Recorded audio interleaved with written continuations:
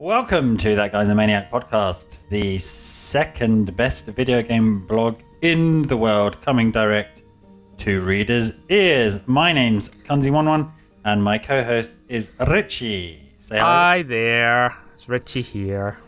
You can find our rantings, ravings and thoughts, mostly just the podcast, over at www.thatguys.co.uk.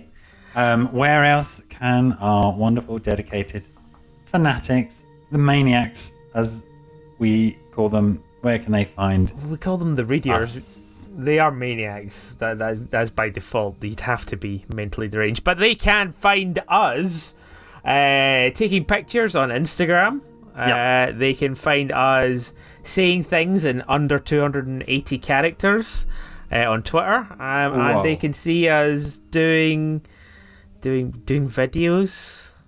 I don't know. It sounds sleazy, doesn't it? Yes. They can see us doing videos on the YouTube.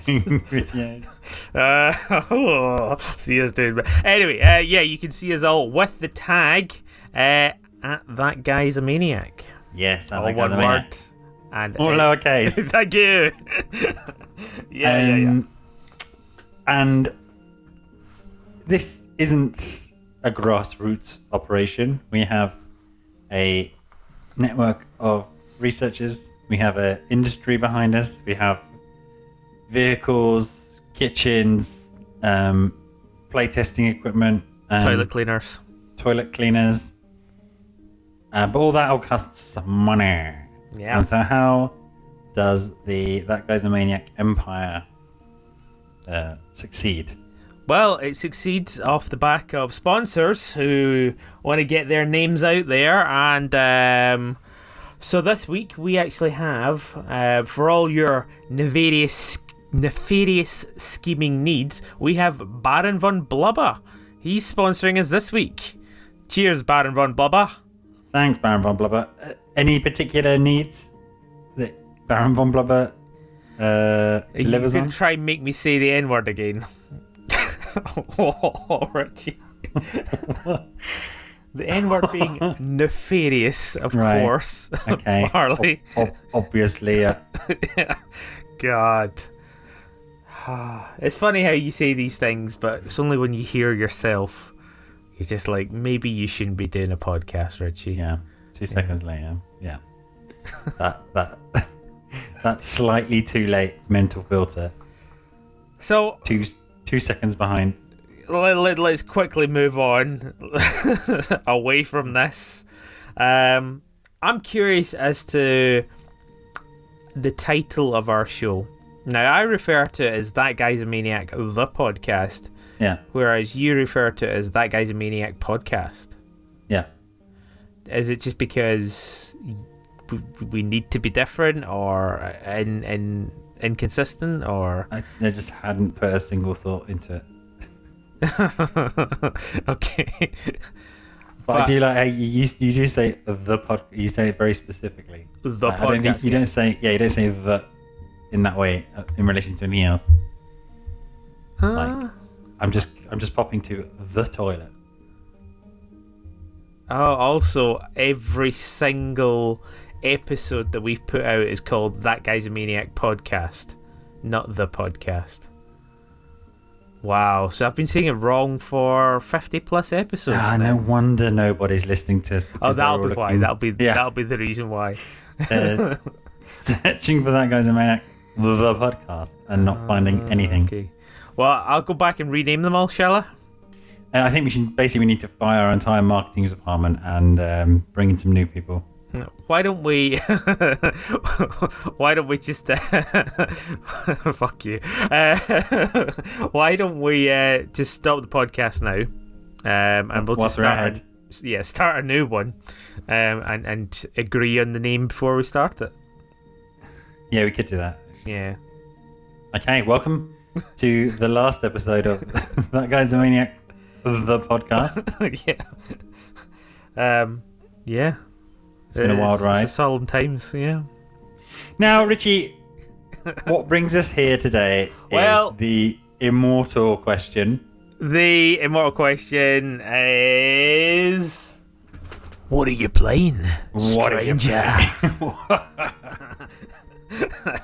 But yeah, what have we been playing? However, before we start, there's a couple of little things I wanted to have a chat about. Okay. You know, before we hit the ground running. Real talk. So, recently, there has been news of a game that has been remastered. A game called Shadowman. Did you play or like Shadowman when it was released back in the day? I can't say I remember it. Did it come out on the PlayStation, and did it have like a man who was dead and a zombie? Was it very green and purple? I think you're maybe thinking of like no. It's a guy and he's holding a skull. Like if you Google Shadowman, you'll recognize that box art. Oh god, yeah, it's very professional, I know. But yeah. It came out PlayStation, N64, and PC. I played it on PC. I was just wondering if you had ever played it. No, I'm thinking of something else. Okay. It was a PlayStation platform. The problem is, it probably wasn't that generic for the time, right? Shadowman. Yeah. But these days, I mean, how many video games are there with Shadow in the title? I know, exactly. There must be a fuck ton. Shadowrunner, Legend of Shadows, Shadow War of Shadow, Shadow of War, Shadow of the Tomb Raider. Shadow of the Tomb Raider. Nice. But yeah, my point was, and it's rather pointless, is that I'm not going to play it. And I'm deliberately... Hey, you heard it. You heard it first here, readers. I know you've all been writing into us. Is Richie going to play Shadow Man? Well, we're delivering some truth bombs on the podcast tonight. Yeah, fucking boom. But no. Okay. But yeah. Any other games you won't be playing? That's not the point. The point behind me saying this is I think it is going to suffer from exactly the same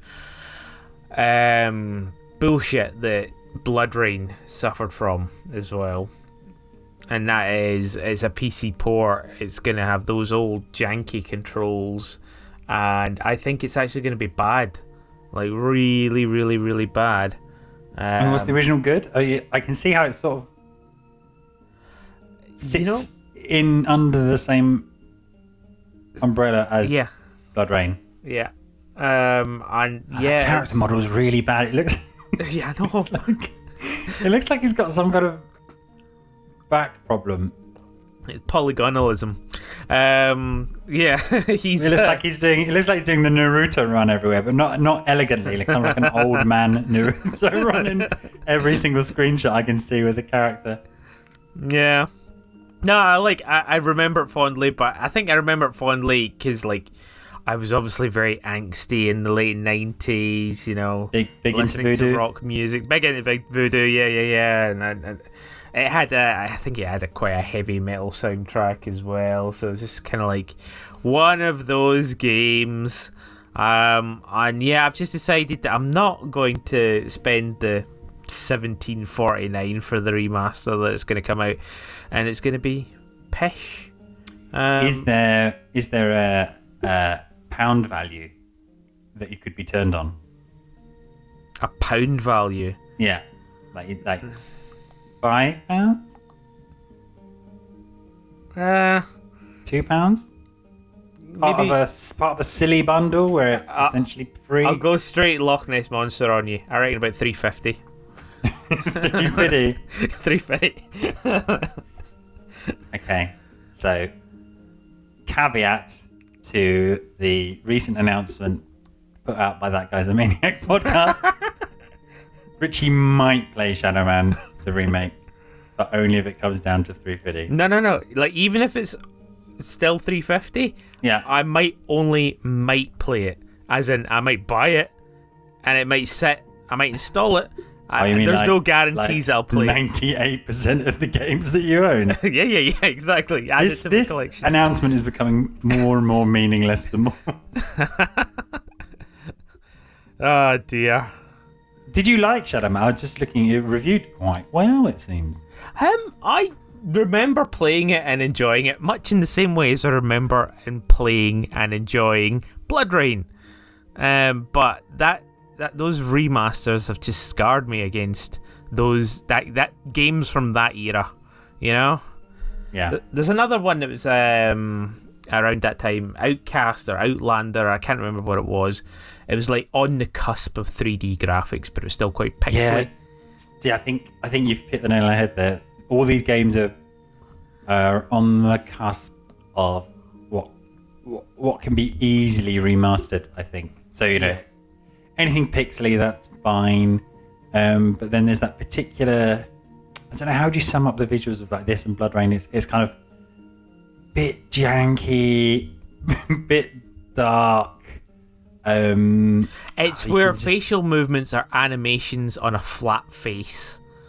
That I think that's quite definitive of when it's bad. It's when you actually see that they've got a flat face, but they've painted on a nose, and the mouth just flaps open, and it's just sprites on a 3D model. Yeah. Not enough sprites. It looks a little bit like stop motion animation when you have the in-engine cutscenes. Yeah. Okay. Well, that was exciting. Yeah. Did you have any? Did you have another announcement? You said there were two? It wasn't another announcement. There was something else I was going to mention, but I think I'll save it for another time. We're on the edge of our seats with these cryptic proclamations. Well, it's just more that it's kind of like following the news and things like that. And just And you wanted it to be 6 weeks update rather than just 2 weeks update. Yeah. Look, I'm not saying that. It only just got announced. I think it was like today it was announced, and I was looking at it and I was reading it and I was thinking, I don't want to play you. Come on, you can't leave us hanging. Oh no, the other one isn't actually another thing like this. The other one is like, I wanted to caveat this, what are you playing with, I am not going to talk about World of Warcraft. Oh, right. Right, so we're not going to talk about it, okay? Okay. Yeah. However, another Blizzard product, Diablo 3's new season came out, and I've been playing the shit out of that. Really? Yeah. Okay, so are we... No. It's not even what are you playing. I'm just really enjoying it. There's no point talking about Diablo 3 again. It comes out every season. Let's do it quickly. Okay, Richie, right. what are you playing? I'm playing Diablo 3. How's it going? It's great. How many mana potions out of 10 would you give it? I'm gonna give it 8.2 mana potions out of 10. Oh, strong. Major mana potions, not just mana potions. Major mana potions. You're gonna give it 8.2 major mana potions out of 10 normal mana potions. No, 10 major mana potions. Okay. I'm just sort of up in the game for it. Oh, see what I did there? Up in the game, and we're talking about games. Yeah. Man, this is why I should do podcasts. Oh man, this kind of dad jokes. William Shakespeare, eat your heart out. The word right. Smithery, right here. I think I've talked enough shit. I'm going to say one more thing. That guy's a maniac. Oh, okay. Fuck off. What have you been playing, Farley? What have I been playing? Thank you very much, Richie. So, it was a while ago now. So some of these thoughts are not as fresh as they would have been. Was it Resident Evil 2, 98? Yes, this new game that's just come out. Sequel to obscure Japanese. No. I was getting very excited, and it's coming out at the end of this month. So actually it won't be out by the time this podcast comes out. By the new Pokemon Snap. Oh, yeah. Fucking cameras and Pokemon. For the Nintendo Switch. Yeah. So initially when I think it came out of Pokemon Direct, I was like, I think I played Pokemon. You play Pokemon Snap? I never owned Pokemon Snap. I only played like other people's, back when you used to be able to swap cartridges. Yeah, see this is something that we missed today, right? There's no there's no like. I didn't own it, but I played the shit out of it. Partly because we're adults, I guess, and you should just buy it. But also, it's very few systems you can share games with anymore. Anyway, yeah, so I didn't play when it first came out, and I picked up when it came out on the Wii for the Virtual Console, purely because so many Pokemon fans went on and on and on about it. And it was, one of those things where, is there going to be a new Pokemon Snap? Is there going to be a new Pokemon Snap? Is there going to be a new Pokemon Snap? Well, one thing, just to very, very quickly. Yeah. Like, I played Pokemon Snap, and I played it a bit. I don't think it was fantastic as a game. I mean, just to go back to your opinion, I'd love to hear, because I don't think we've talked about this, about what your opinion is of it on the Wii U. This is going to be a genuine opinion. New opinion. Yeah? Yeah. Okay. Oh. That sounded like the first half of a clause. No. I was asking you, what did you think of it on the Wii U? What did I think? So when I played it on the Wii... I think originally the Wii. Oh, the Wii, okay, sorry, yeah. And then ported it over to the Wii U. Because I was interested, I never really played it, and lots of people seem to have fond memories of it. And it was okay. Obviously, this was many, many years after it came out. And all the caveats of replaying N64 games, right? It's very foggy and very angular. Everything's got a sharp corner to it. And it was, it's one of those games where you can blast through it very, very quickly. But it does have a little bit of longevity to it, but not a huge amount. Yeah. Yeah, you unlock the apples and then you come back and you throw the apple. It's like, oh, there's that weird thing that pops out. So yeah, it was short. It was kind of cool, but and I think this is one of the reasons why lots of people liked it and why there's a solid fan base who were kind of cloying for a new one. Did you just make a pun on cloister? Cloying? No, not at all. Okay. Is that it showed Pokemon just kind of doing their thing. I think that's why it's so well liked. There are a few games where you just experience Pokemon doing their thing. You're either battling with them or it's some kind of spin-off. So it was cool to see Geodudes and Gravelers hanging out, or Charmander's dancing around a volcano, or what have you. The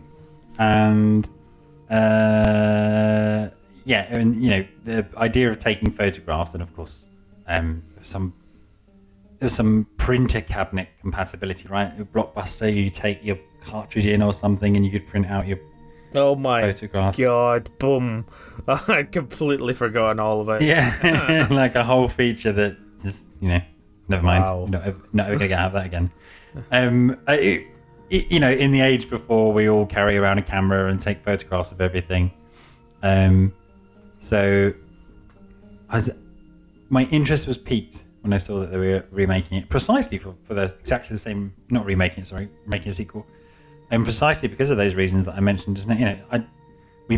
Since then we've had an extra 700 and something new Pokemon. It would be cool to see how they're kind of interacting and hanging out outside of the wild area or a battle system. However, it's not coming out yet. It's not out yet at the end of the month.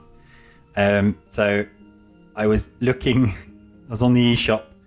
I was thinking, excited about Pokemon, getting back into Pokemon again. So I picked up, this is what I'm actually playing, Pokemon Mystery Dungeon DX, despite convincing myself that I wasn't going to, because I wasn't that interested when it first came out. I played through the original game. I think I didn't finish it.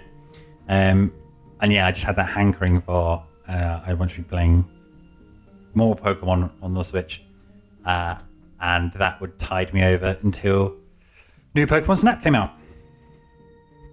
Yeah. So that's what I'm playing. Have you played Pokemon Mystery Dungeon? No, I have not. I have missed all of the Mystery Dungeons apart from, I think, the first one. and I stopped playing it. The first one was the one that came out on the DS. It came one because there were two of them. One, like red and blue. I can't remember what they were called. I think it was Explorers, Red Explorers and Blue Explorers. One of them was on the GBA and the other one was on the DS. I was on the DS. It was it was my first DS. It was the white one that I lost on a plane. We don't talk there was some connectivity between them, so it was kind of cool to have partner games on different systems. Back when you could pop the GBA in the front of the DS.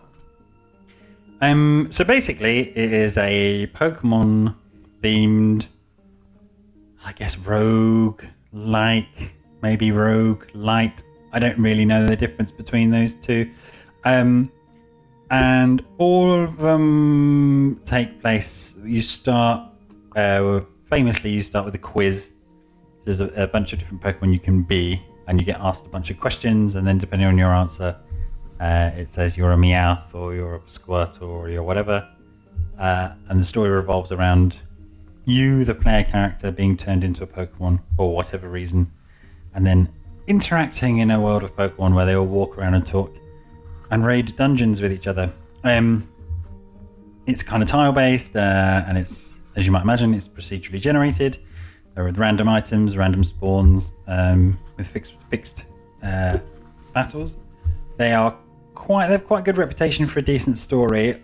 I think I've played 4 or 5 of them. I couldn't really tell you what happens. It's like, I'm a human that's turned into a Pokemon, and what's going on in this world? I know that Earth's shaking or something, and then you go through a bunch of fights against legendary Pokemon to find out who the true evil is, and then you turn into a human again, and everyone's very sad. But then it turns out you didn't turn into a human, or you can choose not to, whatever, and then just infinitely play 1,000 more dungeons and unlock the really silly, hard dungeons that reset you to 0 and you have no items and things like that. So it's good beats. The soundtrack is great in all of them.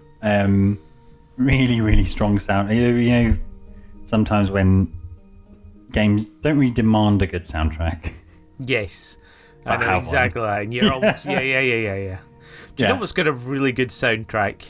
Is Project Cross Zone. You'd love playing that. I don't really like gacha games.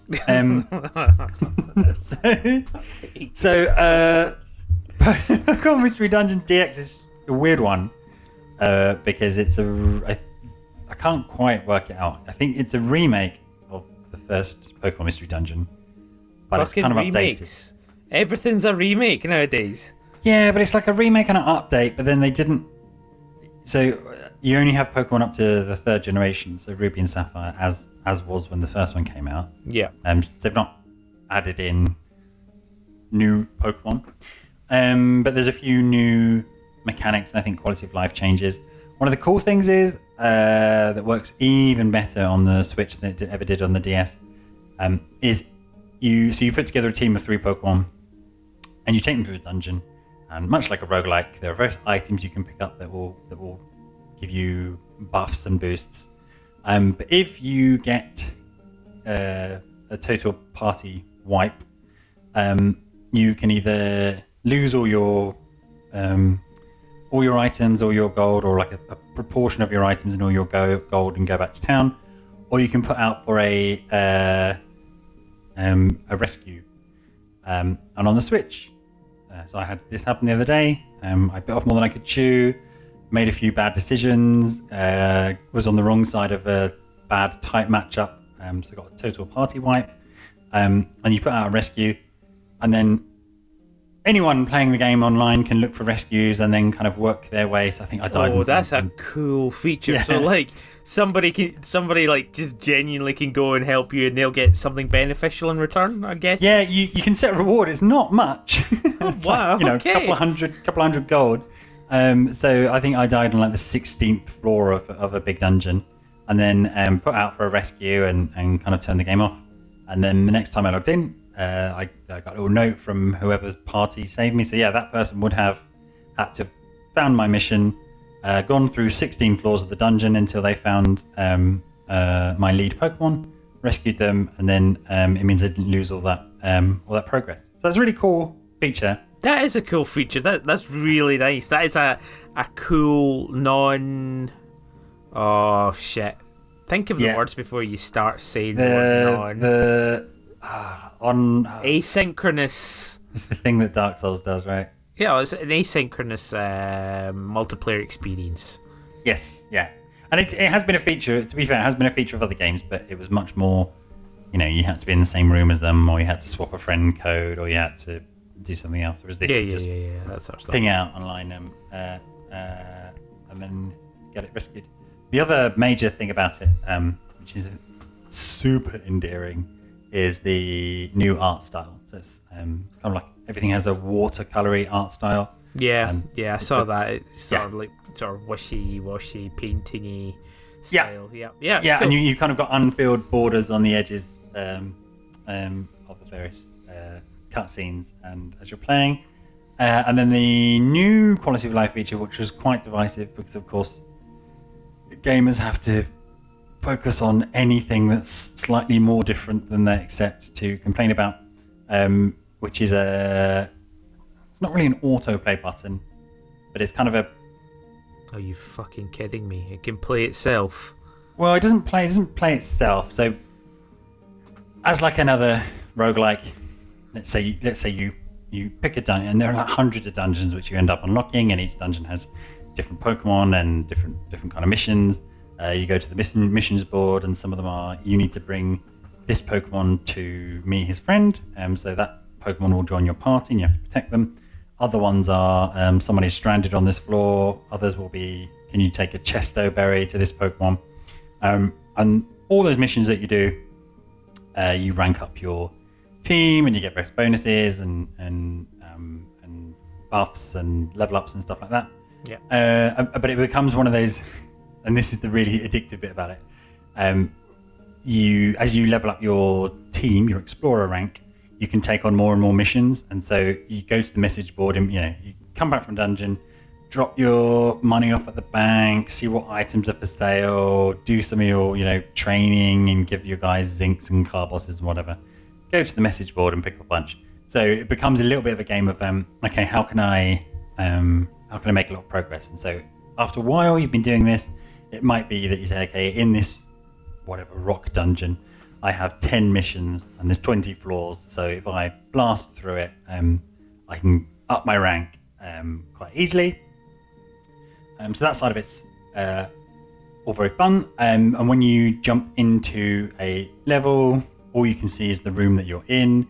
There are various items you can pick up, which will show you the whole floor that you're on, or it'll show you where the items are, or they'll show you where you're the enemy Pokemon on that floor. Then you kind of uncover the map, looking for the stairs, hit the stairs, you go up to the next floor, and then sometimes it'll say one of your missions is on this floor, and you have to make sure you find that Pokemon. So that's the rinse and repeat of the game. It's quite addictive. It's got this catchy music, and you more missions than you can ever complete are available to you. And then, of course, it being Pokemon, when you beat enemy Pokemon, or sometimes when you rescue them, there's a chance, and it's a bit random in this one. In later games, it becomes a little bit more sensible. There's a chance that they'll want to join your team, and then you can recruit them, and then they're in your pool. And they have unique interactions with each other as well, don't they? In this one, not so much. Oh. In the last DS one, which I really, really enjoyed, but that one did have all the Pokemon available at the time, and so you see there's like a constellation map of all the Pokemon you could meet and have join your party. It wasn't really a map; it was like a sphere, and there were just hundreds of connections on it, like hundreds. I don't know how many hours I've put into that game. I've not finished the constellation of meeting everybody, and there's difficult legendary ones. In this one, it's far easier. One of the slightly nicer things about only having the first 3 generations to worry about, but it's not really about collecting. So you don't have to collect them all. In fact, it's a massive pain to collect them all, because some of the legendary ones you just have this random chance. There are a couple of items you can help to pick up your recruitment rate. But a feature that they have added on this one is at any point, because you're running around this dungeon in a little line of Pokemon, you can hit one of the shoulder buttons, and it kind of goes on to autopilot. So, following some really simple rules. So if there are items on the level, 'cause you can kind of see the items, it will go towards the nearest items. If there's a mission on the level, they will go to the mission. So if there are no missions and there are no items on the level, they will then head to the stairs. But when they get within fighting distance, if you like, of enemy Pokemon, it will hand you back control. So this was quite, as you might imagine, this was quite controversial, and the usual complaints of, oh, what's the point in playing it? The game will play itself. But it just makes life a lot easier, I think. You just like bash the button, running around, have the fights, bash the button, or if you want, you can be like, actually, I don't need to hoover everything up from this level. I'm just going to pop up to the next level. So a feature that I like, that takes the sting out of it, and also in these trying times, one of the games that you can play whilst you're sat on your phone with your laptop open whilst you're watching TV and listening to a podcast in the background. Yeah, okay, fair enough. One of those ones there you get into and you just don't need to really think about it too much. You just hit that shoulder button, and then every 30 seconds you've got a decision to make about what move you're going to do. It being Pokemon, of course, all the Pokemon have the different moves as they level up, and in Pokemon Mystery Dungeon, these have all been translated into tile-based moves. So some moves will affect every Pokemon in the same room. Some moves you can hit up to 3 squares ahead of you, and then you also have this linking system as well, so you can chain your moves together so that when you do one, you always do the other one. And then there's a food meter, so you have to keep that filled up by eating food. And then your PP runs out as well, so you have to be carrying lots of max elixirs. So, all the standard elements of a kind of roguelike, but picking some of the best elements, in my opinion, from Pokemon, wrapped up in quite a nice story as well. Although it's probably better than most Pokemon game stories. It's not exactly some kind of epic, and it's all very nice and family friendly as well. So yeah, of course. Your antagonist on the way, right, will be spoilers for Pokemon Mystery Dungeon DX. At some point you fight a Zapdos, right, and the Zapdos will be really angry because there's been loads of earthquakes in the region, and then you say, oh, but it was Zapdos, we're trying to get to the bottom of the mystery, but it's so angry, and then you have a fight, and then after you beat him, you tell him that you were just doing the thing, and you go, oh, that's a jolly good thing, and then you go off and fight. It's a jolly good thing. Good old Zapdos. It's a jolly good thing you're doing there, boys. That's a jolly good thing. Well, they do talk like that. There's some really fun characters. In this one, there's I don't know how it's played, because they're not voice acted, obviously. But there's like a really camp Octillery who calls everyone darling. Oh, love it. Which is funny. And then a lot of Pokemon that you don't normally see, or you wouldn't really give the time of day, have like a starring role. So middle evolutions, I'm guessing.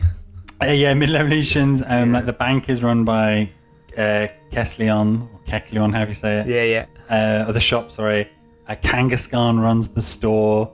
There's a Gengar who's kind of your rival. It's fun to see them kind of talking to each other. And sorry, I forgot to the last thing. When you pick your starter, or when you answer the quiz and pick your starter, you also get to pick like a best buddy. So that's who you go through the game with. Did you name your best buddy Richie? Sometimes I do. I can't remember what I called these two. So I ended up choosing. There's a weird choice. It's not just the starters. So I ended up choosing Psyduck as my main character. I think I probably called him Kunzi11. And then Pikachu is the accompanying character. Can't remember what I called the Pikachu, but you get to name your Mystery Dungeon group, and it is TGAM. And so there's a big part of the game where you build your base as well. You have to give items to a bunch of Mankey to build your base, and so the TGM base is a giant. It's quite creepy. I think I must have tweeted about it on that guy's Twitter account, because I didn't know what they were building, and it's this thing where they can't peel chestnuts. So you have to keep doing this dungeon where you get these chestnuts and give it to them, and they keep building. So they put up some scaffolding, and then they put up scaffolding, and it has covering over it, and I had no idea what they'd build. And then when they unveil it, they destroy it straight away. Spoilers again. It is a giant Psyduck head-shaped hut. So I imagine it's the head shape of whatever your main character is. But because instead of the eyes, they're like hollowed out wooden windows, it just looks really creepy. And this giant yellow TJM base. But yeah, it's kind of cool and a nice little touch that it reflects, the character you've chosen. I've just taken a side look at the Twitter account, and I can see the Octillery darlings when I see this stuff. This is brilliant. It's fantastic. Yeah, it made when me I laugh. see a tough Pokemon, I want to tangle with them. Exactly. So I don't know if it's just like a very old deary woman, or it's a very camp male Octillery, or something else. Oh, there you go. There's my binary. I automatically thought of what's it called? Octillery is male in that one. Well, there is a difference between male and female Octilleries. Oh yes, and what are they? It's the size of the sucker pads. So the male has the larger ones. Okay. Female has the larger ones. And so I was. This is how sad my life was. I was looking at those screenshots. Is that a male? Is that a male? Is that female? Sorry. Let me get. This is now opening up Pokemon Home. Have a look at the difference between them. As you disappear off into the distance as well. Yeah. Yeah, that's me. That was me walking to Pokemon Home. Okay, oh man. Vamp. So okay. Yeah. Okay. Go. So that's Pokemon Mystery Dungeon DX. I think it will probably keep me going until the end of this month when the new Pokemon Snap drops. Yeah. And we'll see what that's about. It's a bit of a roll of the dice, I think, at this stage. What? Pokemon I think Snap? Yeah, new Pokemon Snap. There's not been a huge amount revealed about it. And so I think I'd be a little bit disappointed if it was as brief as the first one. They say that they've got multiple different islands and multiple routes on each one of those islands, so I'm in for that. But yeah, one of the things that really bothered me about Pokemon Snap, and it's weird, and I probably shouldn't do it, and I probably shouldn't say it because other people might do it as well, is if you think about Pokemon Snap, all it is. And if you were to take away all of the 3D pretty graphics of the Pokemon playing, right. All it becomes... Which is quite a bit of the game. Yeah, I know, but take it down to the literally core. Bit of a straw man there. If you take away the fact that it's a video game. Okay, yes. okay. If you take away the cutesy Pokemon in a tropical forest and replace it with zombies... Suddenly it becomes just a really lame first-person shooter, and instead of shooting things, you're taking pictures of them. And basically, an excellent shot is just getting a headshot. It just becomes an on-rails, boring first-person shooter. And that's what bothered me about Pokemon Snap, the first one. I was just kind of like, why is this so slow? And ultimately, the same feeling you get from getting a headshot, you were getting from getting the perfect, picture. Which ultimately the fucking N64 would turn around to you and say, that's not that great a picture, is it? Yeah, but famously, Professor Oak would just be hugely inconsistent. You've got like a photo of Charizard, mid-raw, flames coming out, a perfect shot, and, he kind of rates it equal to a shot where you've got Magikarp's tail hanging off the top. So yeah, exactly. Hopefully, the algorithm for rating photos is a little bit better. Well, you can also share them and have the community rate them as well, can't you? Yeah, of course. And then now you can add stickers, right? Because adding stickers to photos, you have to have that on everything. Yeah. And I think there's some reshooting. There was a new Japanese trailer that dropped today or yesterday that I had a quick look at, and it's kind of so you can kind of either move around 3D photos or take extended photos. But I imagine it'll be something you end up unlocking, and and much like the first one, there seems to be a lot of having to go back over old routes. So as you level up, or your completion rate or whatever increases, there's more to see on the different levels, and also as you get various different items. So, which is making me a little bit fearful on that. Is it going to be 6 or 7 levels that you keep going back over?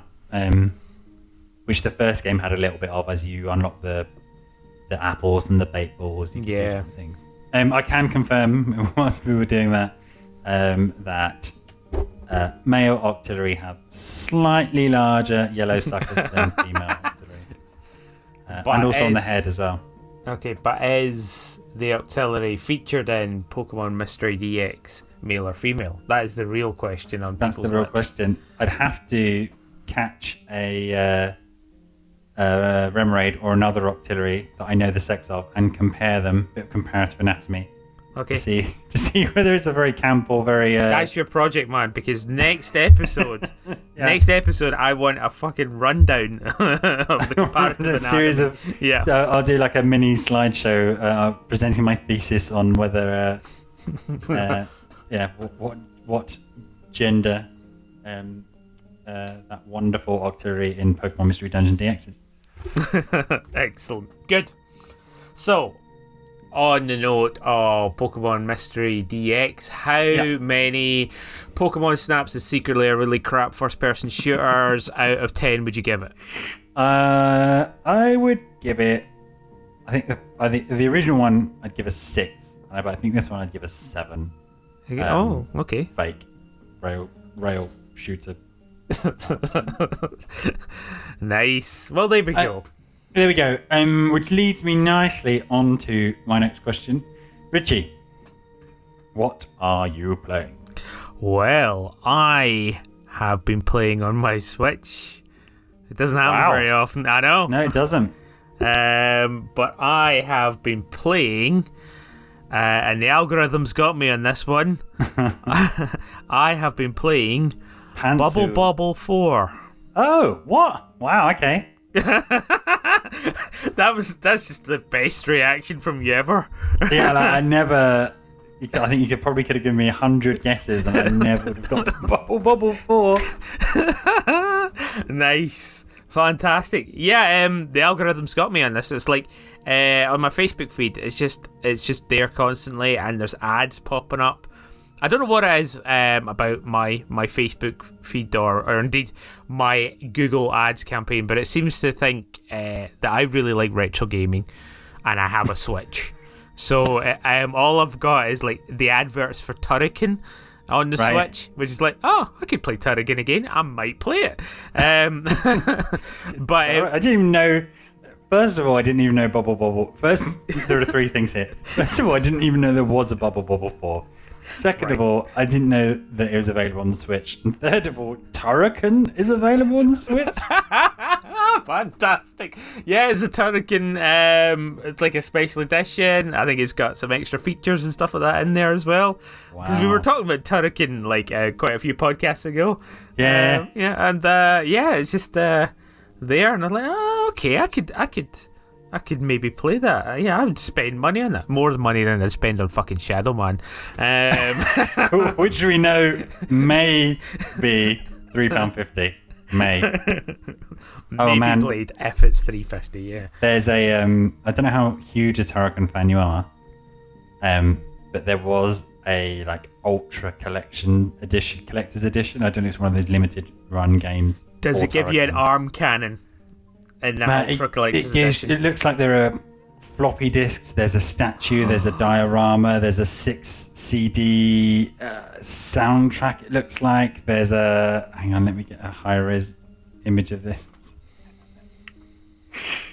Can you imagine if you're the Turrican person who's just been waiting for however long, 30 years for this to happen? No, yeah. I was like, oh man, why is there no Turrican merch? There's a sticker sheet, there's a diorama, there's an art book, there's acrylic cards, there's a Blu-ray documentary, there's large posters, there's an Amiga-style big box, a manual. There's a big box. Yeah. This is a dream, man. I know. a postcard, transparent coasters of the floppy disks, and the Switch games itself. Wow. And a wonderful figurine. How much is that? Probably it's one of these strictly limited things. So if you didn't get it for 300 quid, it's now £2,000 or whatever. Yeah, probably. Never mind. Anyway, you didn't even buy Turrican. We are talking about Bubble 4. Exactly. So let's swing back to Bubble 4. Yeah. Incidentally, it's £86. For Bubble 4? No, the Turrican Collector's Edition. You're not willing to pay £3.50 for Shadowman. I know. I'm like happily drop £86 for Bubble 4. No, not Bubble 4. Not Bubble 4. Turrican, I was contemplating Turrican Special big box Edition. thing. Yeah. Tempted? Right. Yeah, I am actually Okay, tempted. I might buy it before the end of this podcast. But yeah, right. Let's go back to it, because what we were talking about was Bubble 4.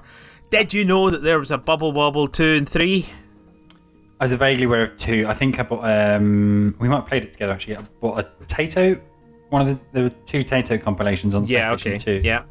And I think 1 and 2 were on those.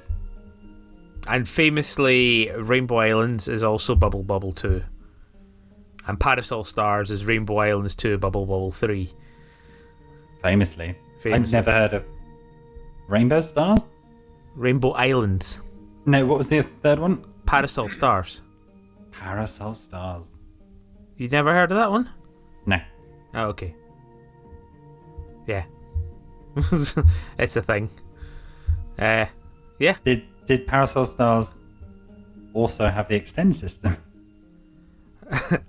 Well, that's what I was going to correct you on. I think you called it the bonus system last time on the podcast. So just to confirm that it is actually the extend system. Readers, right. please Man, go why back. are we talking about other games? Let's talk about Bubble 4. Bubble 4. Right, okay, cool. So Bubble 4 is on the Switch. The algorithm's got me. It's actually 4-player, which is quite interesting. They've introduced new characters alongside Bub and Bob. There are some weird looking Japanese things.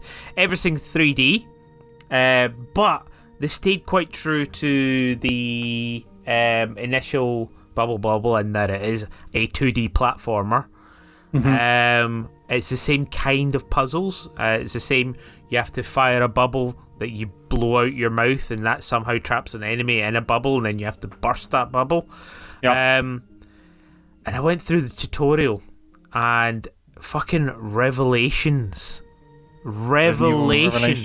Not Resident Evil Revelations. Revelations. There's secretly hidden Resident Evil Revelations in Bubble 4, and you're finally going to play it. Revelations as in things I didn't even know about the old arcade version. Now, you've played Bubble 1, haven't you? I think we played it together. Yeah. Okay. Good. Yeah. I mean, it's a game I have played through to the end several times, and that one level where you have to blow bubbles and get up to the top and just get the 6 guys that are along the top has been my nemesis. Yeah. Lots of Resident Evil throwbacks here. Okay. I'm looking forward to you somehow getting Code Veronica X in there, but yeah, carry on. Now, did you know, and this is something I feel like I should have known, and given how many times I've played it, I was not aware of, that in order to burst bubbles, the bubbles need to make contact with the top or the back of the character, because that's where the spikes are. The bubbles won't burst if you're going face on. Is that a feature of the first? Yes. Now, it came up in the tutorial for Bubble 4, and I was like, oh, that makes sense, because that's where the spikes run. Yeah. They also have the original retro game that you can play, and I just did some experiments because I was kind of curious. I was just thinking, could I have played the game and not known this? And straight up, I was like walking into bubbles and like, that's why it's not bursting. And then is it significantly easier? it makes more sense. There is a genuine feeling of and like I just wish somebody had told me this, because I feel like I've been half playing Bubble Bobble many times, and it's a hard game as it is. You've basically been playing it on nightmare mode. Yeah, exactly. It's just like an unknown hard mode. I mean, laterally thinking, you should have thought, like, okay, the spikes are on the top and on the back, and you can discover it. You know, it is discoverable that, like, when you headbutt a bubble, it bursts. But sometimes it just felt inconsistent, like the bubbles were flaky, as bubbles are. But yeah, genuinely, it's like, oh, they just pop off the back. So like there must have been times where, like, if you played with your mate, where he just had his back to you and you were just firing bubbles. Why are they bursting all the time? Why are they bursting all the time? Rather than just like facing each other and realizing that the bubbles weren't bursting. I mean, yeah, mind blown. And I was just like, all right, okay, cool. Anyway, that was a revelation. Thanks, Bubble Bobble, for tutorial. I mean, who knew Bubble Bobble needed a tutorial? I know. Clearly did. Yeah. But no. I mean, I'm sure. Did you load it up? You're like, I fucking know Bubble Bobble. Jesus Christ! Give me a skip the tutorial. I'd play Bubble Bobble. Exactly. But then it just kind of, I genuinely stopped when it was just like, bubbles will only burst when, and like, what? Hang on. This must be some new information. They've brought some new mechanic into this Bubble Bobble 4. You've got your white coat on and your whiteboard, and like, just doesn't add up. I mean, they had spikes in the first game. Why would it work that way in this one? Oh, but yeah. Anyway, moving on from the revelations, they've changed it up a little bit. It's I mean, the graphics are a lot sleeker, of course, because it is several decades since. I mean, you'd hope if one thing was improved. Yeah. They have also added in quite an interesting feature. Do you remember in Bubble Bobble, sometimes the bubbles would just go in directions that you didn't expect them to go? Like, they wouldn't just go up, sometimes it just goes sideways. No, I can't say I remember that. No. Yeah, well, it's a thing. Again, bubbles were inconsistent. Sometimes they would just stay on the ground or stay under something, and you're just like, why aren't they floating up all the time? Doesn't it have... okay, go on. Well, in Bubble Bobble 4, they actually have arrows that explain where all of the bubbles will go. So there's sort of like a wind motif in the back, but with arrows pointing. And you can see that the bubbles are going to go in this direction or float up in there, or will all head to this middle, block area that they have. And like, wow. Like, and then it made sense to me. It's like, because I remember in Bubble Bobble, sometimes you would just blow a bubble and it would just go straight up. And you'd be like, why is it going straight up and not going out and up and all that sort of stuff? Yeah.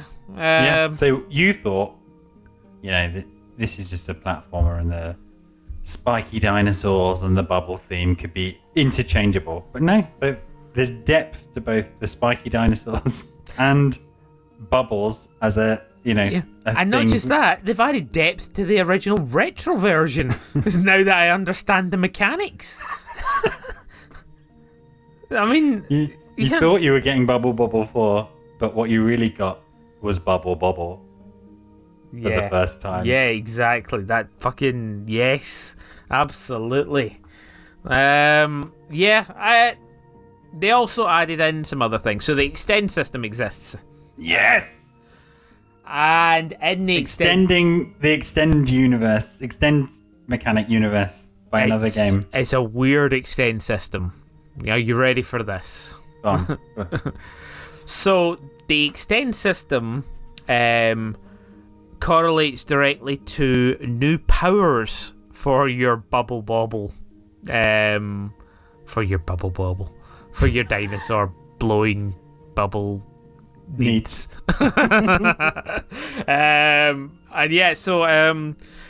using R buttons, you now have a new feature where you can like actually. Do you remember the lightning bubbles you would get in Bubble Bobble? No. Okay, so occasionally the environment would drop a bubble, or a bubble would float up, which had a lightning symbol in it, and when you burst it, it would shoot horizontally across the screen, bursting and killing everything. Yeah. You now have that ability, but you have a limited ability to do it by pressing the R button. So you have them, and the extend system, basically, as you collect the extend, you collect new upgrades for this, and depending on what star rating you got for the group of 10 levels, you get the amount of usage for that special weapon. So for the first island, I think you get a long shot, which basically allows you to fire the bubble away from you, further away, much quicker. And then the second one, you get the lightning bubble, and I think you probably get the water bubble as well, you know, where you burst it and water would just sort of float down through all the ledges and stuff like that. Yeah. So things like that. And yeah, it's Bubble Bobble. There's some visible cues there. Some nice puzzly elements. There is definitely a time attack factor to it as well. Like, you can see the way the level is sort of set out, and then you attack, you know, you go for it, and then you realise, oh, the bubbles go in a different direction. There's a secret other way to do this to make it faster. Do you still get chased by that thing if you take too long? I haven't actually taken too long to find out if you do. Billy Big Balls is back! Oh, no, I just haven't. It's not a hard game. It's not a hard Billy game. Big Bubble Bobble's back. Billy Big Bubble Bobble. I wouldn't know, Farley. I've not taken that long on any level. Fucking hell. I'm glad I practiced my fucking merchant voice and you still can't do a proper Scottish accent. I wouldn't know, Farley. I've not taken that long on any level. What the fuck? Right. Well, Richie, this has been truly revelatory. Who knew? Yeah. Who knew? Just shock and awe. But Bubble 4. Yeah, there are other things. There's a weird thing that I want to address as well with Switch games. Okay. Second announcement of the podcast. Another announcement. Another. For all news desks immediately. Yeah. Everybody, stop talking. Billy Big Bubble Balls has something to say. You thought the biggest announcement of the night was going to be that he might not buy Shadowman. However, revelations are afoot.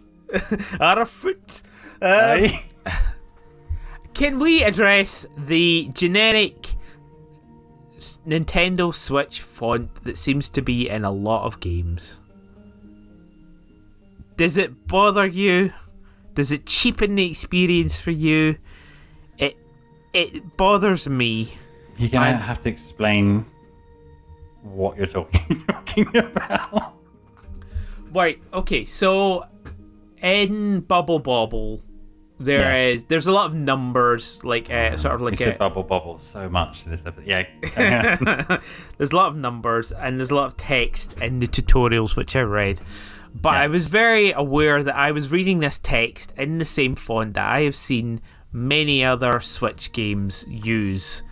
And it's just I feel like there is a generic font that, or it might not even be Switch, it might be like whatever engine this was put in and then ported to all systems. But there is a generic font, and it feels generic, and it feels it makes it feel papery, slightly Kinder Egg toy. I don't know. It's very, very hard to maintain. Maybe I need to do more research into what exactly this font is.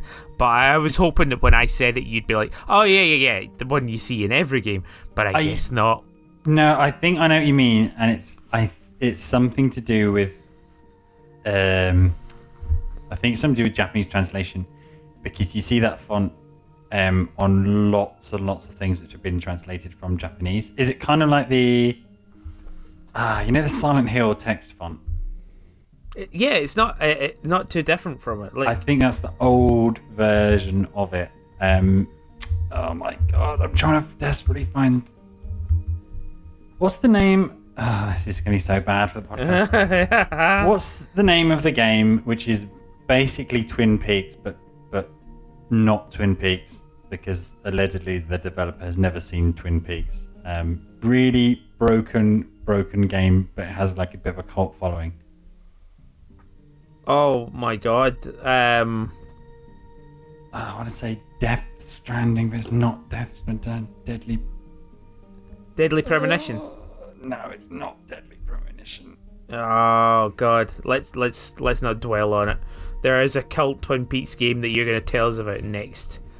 It might be Deadly Premonition. Is it? Yeah, because Deadly Premonition, yeah. Really buggy and weird, and kind of got that cult following because it should be really bad. Yeah, it is Deadly Premonition. Yeah, I thought so. So look up screenshots of Deadly Premonition. Well, I mean, no. Is it that font? Hang on. Oh, vamp. I've never taken that long on any level. On Bobble, I've not seen it. I've not seen a time devil, no. Fuck off. Listen, it is what it is, man. After 10 seconds, I'm done on any level. Yeah, it's exactly that. Yeah. Yeah, okay, yeah, it's that font. Yeah, something, I think, and this is a horror, crappy thing to say, but I think it's something to do with translated Japanese things that all have that kind of font. Yeah. Okay, but I think that's probably why I see it mostly in Nintendo, because there is a big Japanese bunch of games on Nintendo. Newsflash. Third announcement of the night. Good God, Ricky. Live from the podcast. Oh. Nintendo does lots of Japanese games. Well, maybe we can save that for another. Oh man, what do we call the X-Files rip-off episode? Oh, Notebook with the Missing Page. Yeah, maybe that's something for us to look into for Notebook with Missing Page. Yeah, I'm sure people will be on the edge of their seats. Absolutely, dumbfounded. They'll be on the edge of their feet, did you say? Seats. God. Right. So, Bobble. Is that have you exhausted all? Well, no. I mean, I'm actually only. I think there's. Well, at least it looks like there's only 5 levels, and I'm 3 out of 5 into it. Okay. And I still haven't seen the time devil. You basically played the game for 2.5 minutes, and you're already on level 3. Yeah, exactly. I didn't even try. I wasn't even looking at the screen. Not plug the Joy-Cons in. I have a question. Tell me. Bobble has an excellent soundtrack. Yes. Does Bobble 4 continue the legacy? It has, on the first world, a quite cool remix of the initial. Yes, it actually does have a wind down version of it, which is not too dissimilar to what you just mumbled over the airwaves. The airwaves. Our podcast's on the airwaves. I suppose if you listen to it on Bluetooth headphones. Poor vocabulary from. So, there's some blood clot that's just cleared in your brain. Like, oh, words. But for some reason, my left side is completely gone limp. Oh dear. Mumbled over the airwaves. Fucking hell. Right. But yeah, it's Bobble 4. What did you ask me before? I asked about the music. The music, yes. The music for the first one is quite cool, and it does have a play on the original one, and you're like, yeah, that's cool, quite like that. It then goes quite generic, afterwards, and I don't know if it's a nod to other Bubble games. Yeah, maybe. I did do a Wikipedia search before this podcast, and I saw there was like a million fucking Bubble games that I had never heard of, or weren't aware of, and there doesn't seem to be one that's just called Bubble 3. So I think the 10 games in between are Bubble 3. I don't know. Maybe there's a continuity timeline that whoever did the Kirby thing can sort of work out. So Rainbow Islands and Parasol Stars were in a separate universe. There's 2 things for Notebook with missing page. Yeah, exactly. But yeah, like it's fun, and it's very playable in 2 players. Playing it with my girlfriend, she's enjoying it, even though she's never played Bubble before. Well, it turns out you'd never been playing Bubble. Yeah, I know. Like, I wonder if I'd have even paid attention to the tutorial. But yeah, it's good. I'm enjoying it. It's a fun game. Little put off by the font, which is just dazzling me, in a weird jarry way. I played the retro version as well, which is great fun. Although the mechanic for actually loading coins was really annoying. So you basically have infinite lives if you remember to keep tapping the R button and putting coins into the arcade machine. This is again, I don't know if this is something that just translates poorly, but there've been a number of games. What was I playing the other day? I think it was the Capcom Arcade Collection. And there's something just a little bit silly about the inserting coin credit system that is not intuitive. No, I mean, it's a thing, and it's just like maybe it's like if you want to replicate the arcade experience and say, right, I'm only going to give myself 1 coin here and see how far I can get, sort of thing. But unfortunately, I am not that kind of a human being. Maybe there's like essays can be done, psychologically speaking. I straight up found out what the insert coin button was and then tapped it as fast as I could. Oh, fuck it, I'm going to play Bubble Wobble and I don't need to worry about fucking putting coins in. Yeah. Did it loop round? You got really self-conscious about it. I really am. I just noticed. Since a listener friend, I wouldn't say she was a friend, enemy of the podcast, has pointed out that Richie swears a lot on the podcast. And I really do. I just noticed this, like, fucking Bubble, fucking Bobble, fucking the sweetest, cutest little game. Fucking Bob and fucking Bob. Do you know when the wee fucking dinosaurs shoot the fucking bubbles? And it's the fucking spikes in the back that burst them. Fucking hell, man. Wee cunts. Oh, man. Yeah. No. That is as you would famously say, it is a thing. Yeah. It's a thing. Yeah. You were actually saying something then. Was there? Oh, God. Maybe it was another game you weren't playing, I don't know. Maybe another game I wasn't playing. Well, so far our revelations have been sometimes there are annoying fonts and there are some games that you might not buy. And the spikes thing, I think that's fairly revelatory. Revelatory? Yeah. Revelatory. Yeah. Yeah, the credits thing. Yeah. But maybe, yeah. Who knows? Maybe, Go on. Is it something that Taito Games did? Maybe when you beat it, it will unlock. I don't know whether you just flip back to the beginning, or whether there'll be like a new game thing, or a hard mode, or here are 43 new levels. On the retro version. On the Bubble 4. All right. I mean, I don't know. I'm only a few levels in, so I know. I'll keep playing, and yeah, I will give you an update at some point. Again, readers on the edge of their feet. Right. Okay. Ask me what I would give it at 10. How many bubbles out of Bob's bubbles?